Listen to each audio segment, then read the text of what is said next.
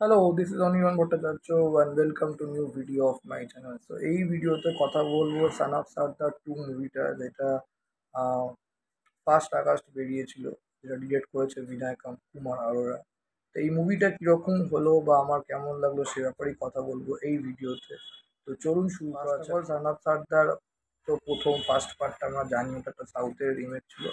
আর এটা কোনো official remake না, এটা মানে অরিজিনাল কন্টেন্টের ওপরই ছবিটা বানানো। তো ছবিটা কিরকম হলো আর ছবিটা কেমন লেগেছে? দেখুন, ছবিটা একদমই সেরকম ভালো না। সান অফ সর্দারও যে খুব ভালো সিনেমা ছিল তা না, কিন্তু অ্যাটলিস্ট এর থেকে অনেক বেটার ছিল। তো মানে অ্যাটলিস্ট এন্টারটেনমেন্ট হবেন, হাসি আসবে। হ্যাঁ, ওখানেও প্রচুর অবাস্তব, মানে একদম রিভিউতেও বলেছিল 90% প্রায় অবাস্তব, কিন্তু সেটা দেখলে আপনার হাসি আসবে। এই হচ্ছে অ্যাটলিস্ট কমেডি সিনগুলো অ্যাটলিস্ট ঠিকঠাকগুলো করতে পেরেছিল। মানে দেখলে এখনও যখন টিভিতে দেখলে ভালো লাগে, এন্টারটেনমেন্ট হওয়া যায়, মানে অ্যাটলিস্ট মাইন্ডটা ফ্রেশ হয় না। কিন্তু এটা খুবই বাজে একটা সিনেমা হয়েছে।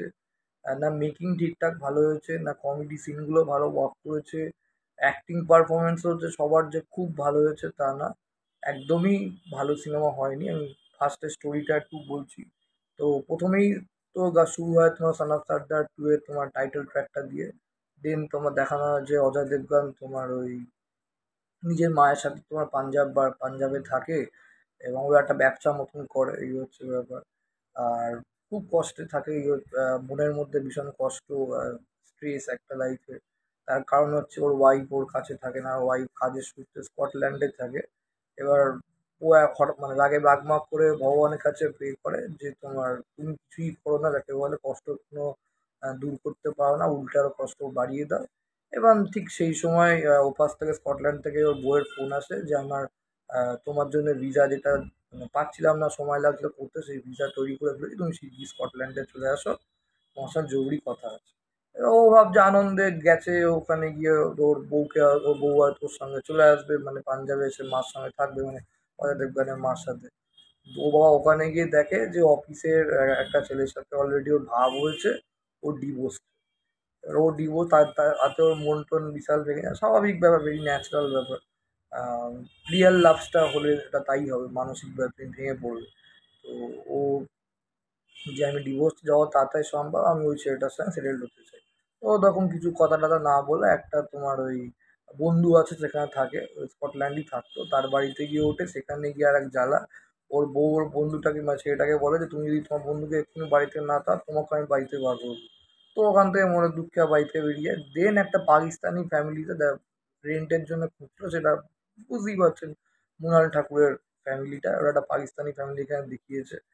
তো সেখানেই ওঠে। এবার তাদের বাড়িতে একটা সমস্যা কি আছে, ওরা একটা তোমাদের মৃণাল ঠাকুরের ফ্যামিলিটা মৃণাল ঠাকুর, চাঙ্কি পান্ডে, চাঙ্কি পান্ডের একটা মেয়ে আছে, ও আর ওই লোকটার আমার নাম জানি না, খুব ভালো একটা অভিনয়টা ভালো লাগে, কিন্তু এখানে খুব বাজেভাবে ওকে ইউজ করা হয়েছে বলবো, না করতেই পারতো এরকম অ্যাক্টিং।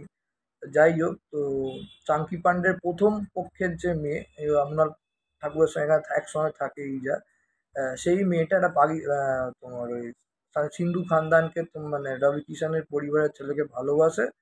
এবার ও পাকিস্তানি ফ্যামিলি বলে কিছুতেই মানবে না।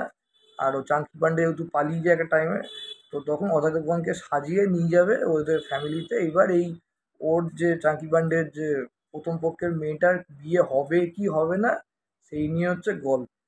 তো এবার এটা করতে গল্প নানা রকম কনফিউশন আসে।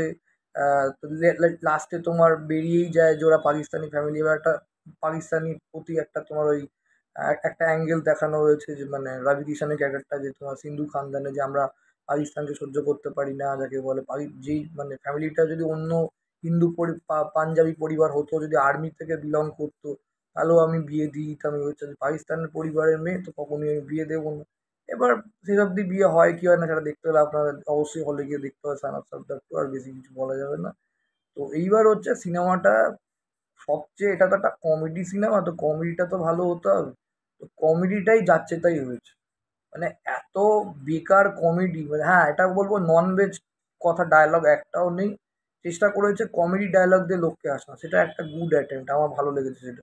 কিন্তু সিনগুলোই খুব বোকা বোকা। একমাত্র আমার একটা জিনিস সবাই প্রত্যেকেরই ভালো লেগেছে এবং আমারও ভালো লেগেছে, সেটা হচ্ছে অজয় দেবগনের মুখটা বসিয়ে দিয়েছে সানি দেওলের তোমার ওই বডিতে, আর সুনীল শেট্টির বডিতে, যখন ওকে বাড়িতে যায় অজয় দেবগনকে বাবা সাজিয়ে নিয়ে, যে তোমার রবি কিষেন বলে আপনি তো আর্মির লোক, তা আপনার তো প্রচুর বর্ডারের তোমার গল্প আছে, বর্ডারের গল্প।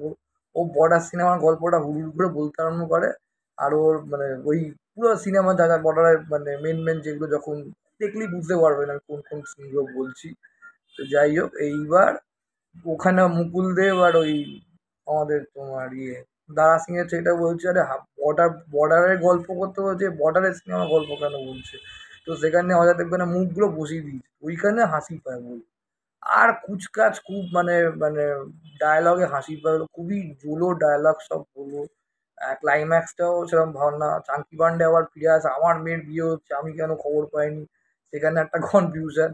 আবার আবার আর একটা অ্যাঙ্গেল দেখানো রয়েছে তোমার ওই এই যে ছেলেটা তোমার ওই মানে রবি কিষানের ছেলেটা, সেটা অ্যাকচুয়াল হচ্ছে মানে আগের মানে সন্তান, মানে বিয়ের আগের সন্তান। তো সেখানে একটা অ্যাঙ্গেল দেখানো রয়েছে। তো এবার এগুলো করতে গিয়ে না পুরো মুভিটা হচপচ হয়ে গেছে। আবার একটা তোমার ওই সোশ্যাল মেসেজও আছে বলবো, সেটা একটা মানে ভালোবাসায় কোনো জাতপাত কিছু হয় না, কে হিন্দু কে মুসলিম কে ইন্ডিয়া পাকিস্তান, এটা একটা মেসেজও আছে যে ভালোবাসা ভালোবাসা এরকম।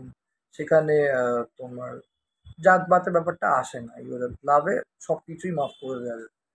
ঠিক আছে, যা ভগবান যেটা করে ভালোর জন্যই করে, তো এই হচ্ছে ব্যাপার। কিন্তু ওভারঅল যদি ভালো করে জিনিসটা দেখানো যায়, খুবই ব্যাড একটা ফিল্ম মেকিং আমি মনে করি। অতিরিক্ত ক্যাটক্যাটে সব মানে ওই রোহিত শেঠি সার্কাস সিনেমাটার মতন কালার সেট করেছে, যে এডিট করেছে ওই বাবা।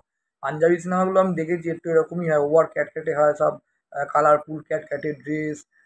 তারপর মানে এমনভাবে মানে বোঝা যাচ্ছে যখন ধান ক্ষেতের পাশ দিয়ে যাচ্ছে, গাছের রঙগুলো সব হাই করে দিয়েছে, মানে বুঝতেই পারবেন দেখি। তো একদমই ভালো না, মানে একদমই ভালো না। তো পজিটিভ দিক খালি যেটা লেগেছে ওই কিছু যেটা বললাম কমেডি পোর্শনগুলো, আর মুভি ডিরেকশনও মোটামুটি, মিউজিক তো কিছুই নেই।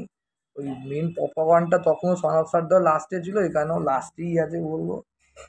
স্ক্রিপ্টটা ভীষণ উইক, ভীষণ উইক, আর অনেক জায়গায় কমেডি তোমার ভীষণ দুর্বল, আর কালার টোন সেটটা একদম বেকার। মানে আমি বলি এত ওভার দ্য টপ কালার যদি না লাগে, একটু মিডিয়াম টোন সেট করতে পারতো কালার প্যালেটে, তাহলে ভালো হতো বলবো। তো খুবই বাজে সিনেমা আমি বলবো, খুবই বাজে সিনেমা। তাও যদি এন্টারটেনমেন্টের জন্য হ্যাঁ যান, গিয়ে দেখে আসুন বলবো। আর আপনারা যদি দেখে থাকেন তো আমার কমেন্ট বক্সে লিখে জানান যে আমার যেরকম ফালতু লেগেছে, মানে একদম যাই হোক কিস্তি এসে যাচ্ছে মুখে, সেরকম আপনাদেরও লেগেছে কিনা জানাতে পারেন। আর ভালো লাগলে লাইক করুন, কমেন্ট করুন, চ্যানেলটা অবশ্যই সাবস্ক্রাইব করুন। ওভারঅল পারফরমেন্স অজয় দেবগন আমি বলবো ঠিকঠাক করেছে, তবে আর একটু বেটার হতে পারতো। কারণ মৃণাল ঠাকুরের পারফরমেন্স ভালো ছিল, আর রবি কিষানের পারফরমেন্স আমার অনেক ভালো লেগেছে। সঞ্জয় মতন তো ক্যারেক্টারটা ও কিন্তু ভালো পাঠ করেছে বলবো। আর বাকি সবার সাপোর্টিং কাস্ট অ্যাক্টিং আমি বলবো খুবই অ্যাভারেজ, মানে বিলো অ্যাভারেজ। হবে ঠিক সেভাবে যারা সঞ্জয় মিশ্রের মতো একজন ভালো কমেডিয়ান, তাকে ভালো করে ব্যবহারই করতে পারে, ভুলভাল সব ক্যারেক্টার দিয়েছে, স্কোপও নেই হাসানোর লোক। আর ভীষণ জোলো কমেডিয়ান, মানে স্ট্রাগল করতে হচ্ছে মানে সিনটাকে মানে এস্টাবলিশ করানোর জন্য। তো ভালো হয়নি, একদমই ভালো হয়নি, very bad film making. Thank you so much.